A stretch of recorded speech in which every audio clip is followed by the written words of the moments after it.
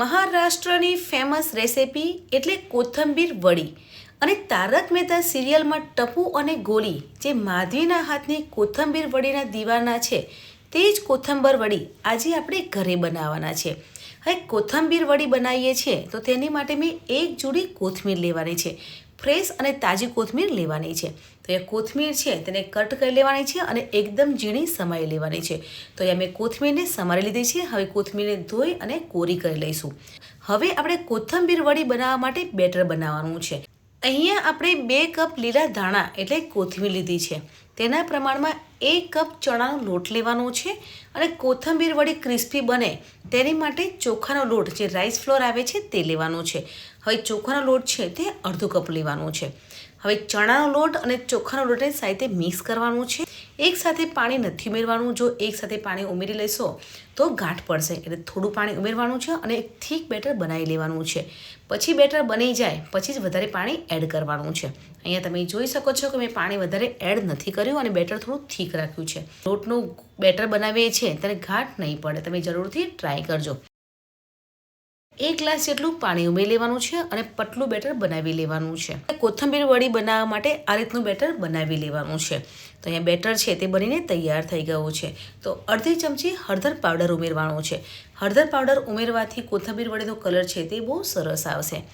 અહીંયા આપણે હળદર છે તે ઉમેરી હવે આપણે સાથે મિક્સ કરી લેવાનું છે. અહીંયા કોથંબીર વડી બનાવવા માટેનું બેટર છે તે બનીને તૈયાર થઈ ગયું છે.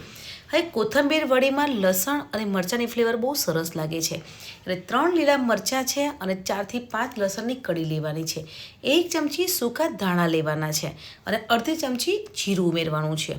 હવે તેને ક્રશ કરી લેવાનું છે. તમારે આ રીતે ક્રશ ના કરવું હોય તો મિક્સર જારમાં પણ ક્રશ કરી શકો છો. અહીંયા થોડું મીઠું ઉમેરી લેવાનું છે અને તેને ખાંડી લેવાનું છે. ફ્રેન્ડ્સ, અહીંયા લીલા મરચાં અને લસણ આ રીતે ખાંડીએ છીએ તેનાથી તેનો ટેસ્ટ છે તે બહુ સરસ લાગશે. પણ જો તમારે આ રીતે ના કરવું હોય તો મિક્સર જારમાં પણ તમે ક્રશ કરી શકો છો. કોથંબીર વડી બનાવવા માટે પેનમાં 2 મોટી ચમચી તેલ લેવાનું છે. હવે તેલ ગરમ થઈ જાય એટલે અડધી ચમચી જીરું ઉમેરવાનું છે અને ચપટી હિંગ ઉમેરવાની છે. હવે આપણે આદું અને મરચાં ક્રશ કરીને રાખ્યા હતા તેને પેનમાં ઉમેરી લઈશું અને સાતરી લઈશું. હવે લસણની કચાશ દૂર થઈ જાય અને સોફ્ટ થઈ જાય ત્યાં સુધી સાતળવાનું છે. લસણ છે તે સરસ એવું સંતરાઈ ગયું છે એટલે 1 ચમચી લાલ મરચું અને ધાણાજીરું પાવડર ઉમેરવાનું છે અને સાથે સાતળવાનું છે. મસાલા સંતરાય છે તો તેનો ટેસ્ટ છે તે બહુ સરસ આવે છે. એ મસાલા છે તે સરસ એવા સંતરાઈ ગયા છે. હવે આપણે જે કોથમીર ધોઈને રાખી હતી તેમાંથી પાણી નિતારી લેવાનું છે અને કોથમીરને પેનમાં ઉમેરી લેવાની છે. હવે કોથમીર ઉમેર્યા પછી સાથે મિક્સ કરી લેવાનું છે. હવે કોથમીરને વધારે ચડવા નથી દેવાની. 1 જ મિનિટ માટે કૂક થવા દઈશું. કેમ કે આપણે બેટર એડ કરીએ છીએ ત્યારે પણ કોથમીર છે તે કૂક થશે. એટલે એકવાર સાથે મિક્સ કરી લેવાનું છે. સ્વાદ પ્રમાણે મીઠું ઉમેરવાનું છે અને એકવાર હલાવી લઈશું. તમે જોઈ શકો છો કે 1 જ મિનિટમાં કોથમીર છે તે સોફ્ટ થઈ ગઈ છે. ચણાના લોટનું બેટર બનાવ્યું હતું તેને પેનમાં ઉમેરી લેવાનું છે અને સાથે મિક્સ કરી લઈશું. ફ્રેન્ડ્સ, આજે આપણે મહારાષ્ટ્રની ફેમસ કોથંબીર વડી બનાવીએ છીએ. હવે કોથંબીર વડી છે તે 2 રીતની બનતી હોય છે. આજે હું તમારી સાથે એક રીત શેર કરવાની છું. કોથંબીર વડી બનાવીએ છીએ તેમાં ચણા લોટનું બેટર એડ કર્યું છે અને પછી લોટને ચડવા દેવાનો છે. બીજી રીત તે છે કે ડાયરેક્ટ લોટ બાંધવાનો છે, તેને સ્ટીમ થવા દેવાનો છે અને પછી પણ કોથંબીર વડી બનતી હોય છે.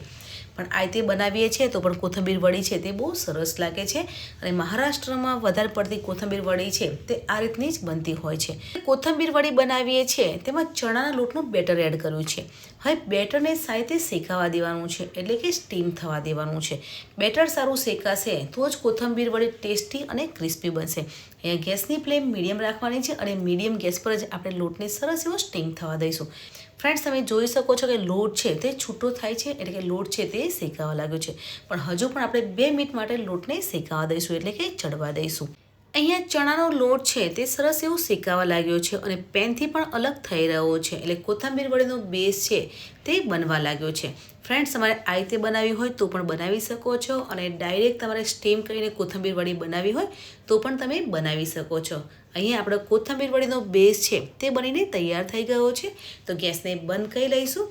હવે આપણે એક પ્લેટ કે થાળી લેવાની છે. હવે થાળીને ઓઇલથી ગ્રીસ કરી લેવાની છે. ઓઇલથી ગ્રીસ કરવાથી આપણે કોથમીર વડીનો બેઝ એડ કરીએ છીએ તો નીચે ચોંટતો નથી અને જ્યારે આપણે અનમોલ કરીએ છીએ તો તે અનમોલ થઈ જશે. એટલે તેલ લગાવવાનું છે અને તેને સ્પ્રેડ કરી લઈશું. હવે અહીં આપણે સફેદ તલને સ્પ્રિંકલ કરી લઈશું. સફેદ તલ સ્પ્રિંકલ કરવાથી કોથમીર વડી જે આપણે ખાઈએ છીએ ત્યારે એક નટી ફ્લેવર આવે છે. હવે આપણે કોથમીર વડીનો બેઝ છે તેને પ્લેટમાં આ રીતે સ્પ્રેડ કરી લઈશું અને બધી સાઈડથી સરખું કરી લેવાનું છે.